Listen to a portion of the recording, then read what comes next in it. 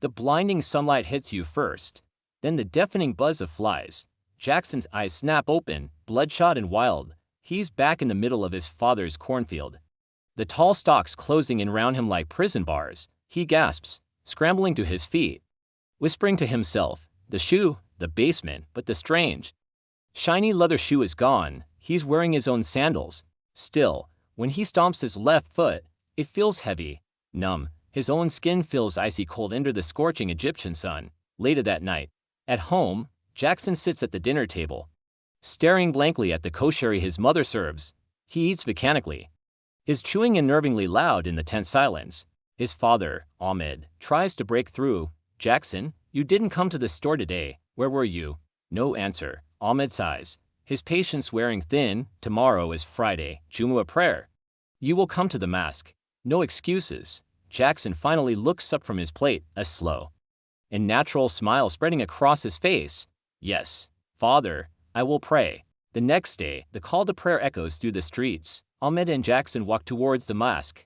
Jackson drags his left leg with a slight and natural limp at the taps for ablution. Ahmed tells him, cleanse yourself properly, my son. As the cool water touches Jackson's face, a faint steam rises, almost like it's scalding his skin, but no one seems to notice. Inside the main hall, hundreds of men stand shoulder to shoulder, a sea of piety and devotion. The chief imam begins the prayer, his voice resonating through the hall, Allahu Akbar, as the congregation bows in unison. The camera finds Jackson. He hesitates for just a second too long before bowing with the rest. From the front, the imam turns his head slightly during the recitation. His eyes scan the rows and then freeze. He sees it. Standing behind the bowing form of Jackson is a towering shadow, 7 feet tall, a grotesque figure of smoke and rotting flesh.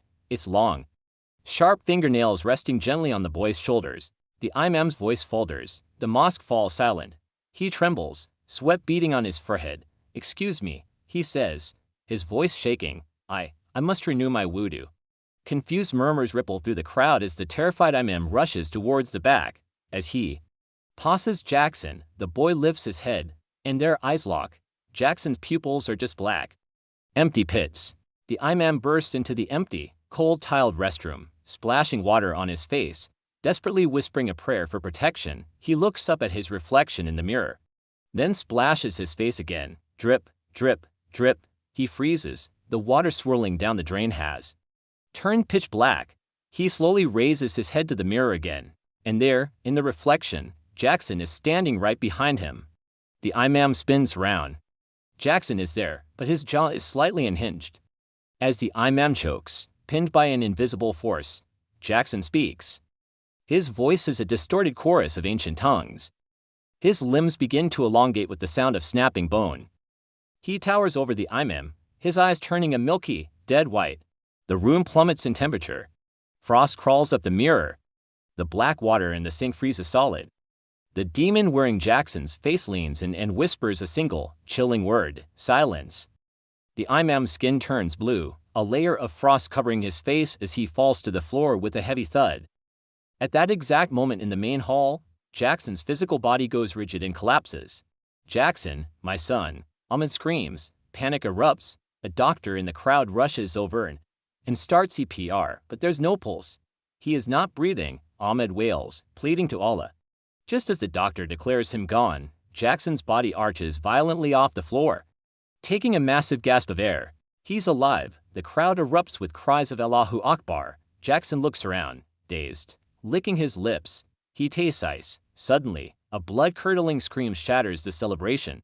Everyone follows the sound to the restroom. A mosque worker stands frozen in horror. Ahmed pushes through, dragging the stumbling Jackson with him. Inside, the chief imam lies twisted on the floor, his body blue and covered in frost.